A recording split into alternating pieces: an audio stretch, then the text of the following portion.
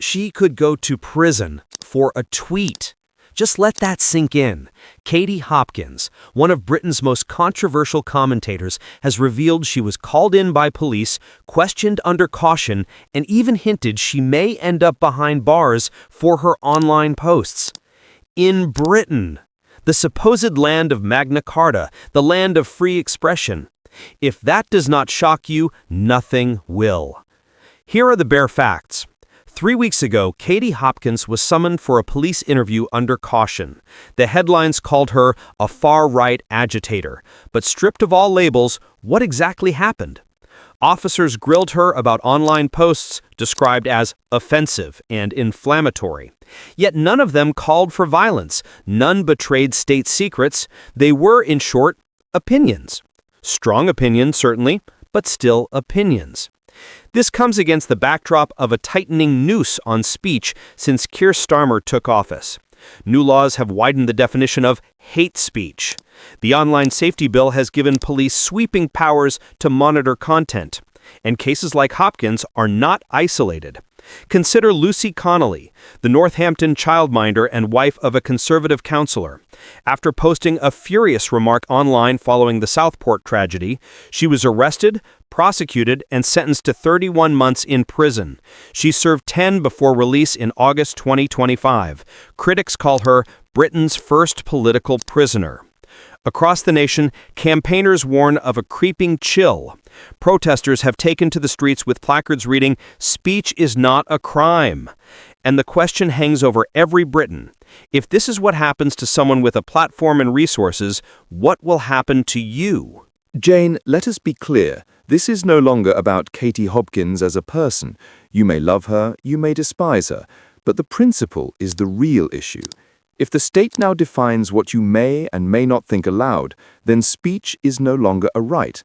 It becomes a privilege, and privileges can be taken away the instant you step out of line. And what chills me most, John, is that this is not rhetoric. It is happening before our eyes. Hopkins questioned. Connelly jailed. Protesters dismissed as hysterical. And here is a pattern.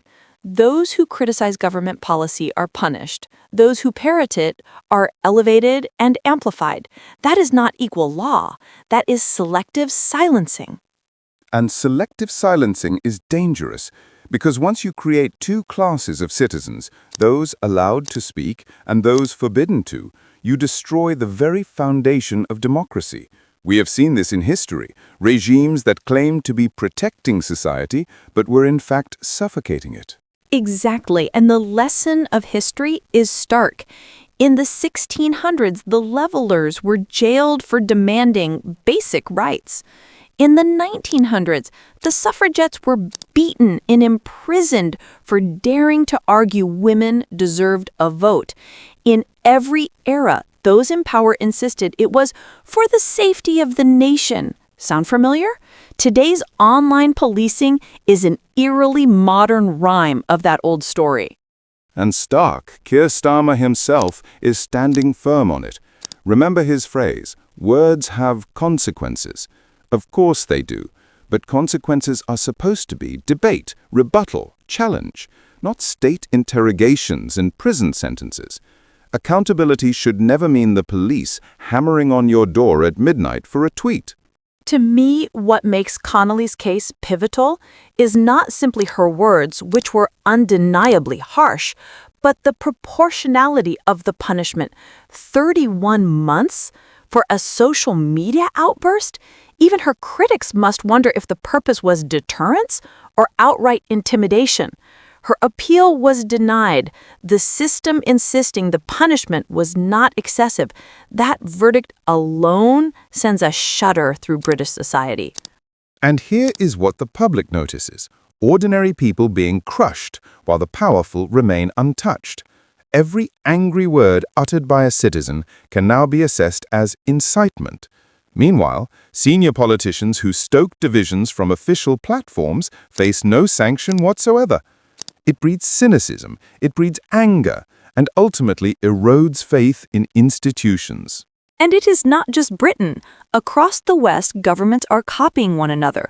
Under banners of safeguarding, protecting society, or countering disinformation, states are narrowing the scope of acceptable opinion. The result is eerily similar, no matter the country. Approved speech flourishes. Dissenting voices vanish. If that is not the very definition of managed democracy, what is? People sometimes ask, why defend Katie Hopkins? Why defend someone whose words may offend? The answer is simple, because rights that only protect polite consensus speech are not rights at all. They are permissions. And once you allow government to dictate those permissions, it will never stop there. Today, Hopkins. Yesterday, Connelly. Tomorrow, perhaps a teacher who questions curriculum policy, or a nurse who criticizes NHS funding, or a whistleblower challenging government contracts. And that is the point, John. This is not left or right. This is deeper. Controlling speech is about managing society, throttling dissent, and ensuring opposition never gains traction. That is why free speech is described as the first freedom. If you lose it, every other liberty eventually collapses. And yet, what is fascinating is the pushback. Across Britain, ordinary citizens are mobilizing. Grassroots groups are forming to defend speech, crowdfunding legal defenses, circulating petitions, and even quoting Orwell and John Stuart Mill outside Parliament.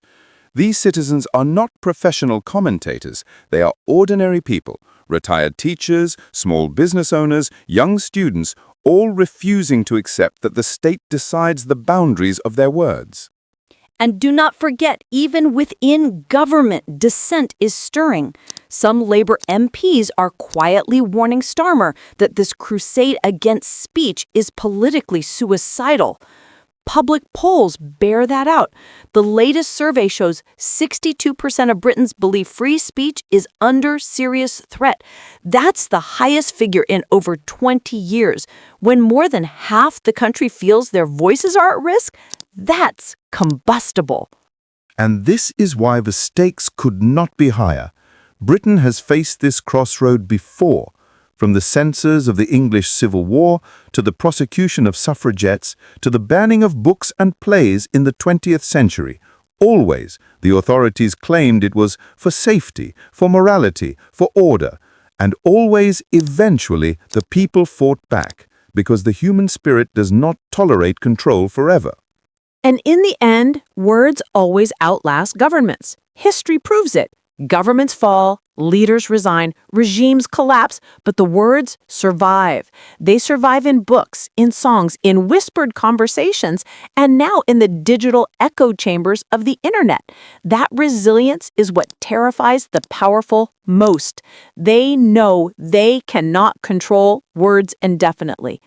So, we return to the core question. What do we do now? Do we allow the state to dictate which opinions may exist, or do everyday citizens insist that speech belongs to the people, not politicians? The answer will define the Britain of the coming generation. And remember, silence is exactly what they're counting on. If people shrink back and whisper to themselves, the wedge will only be hammered in deeper. But if people speak, if they link arms, if they refuse to be cowed, then history shows even the loudest governments cannot drown them out. Free speech is not theirs to grant. It is ours to take back. A recent poll has already warned us. Over 60% of Britons see free speech under grave threat. If we ignore that, then the wedge of censorship becomes the wall of silence. So here is the question to you. Are these measures about genuine public safety, or are they the early steps towards a speech-controlled state? Leave your thoughts in the comments below. Subscribe now to Alert View and activate the bell, because silence is what they want, and we will never give it to them.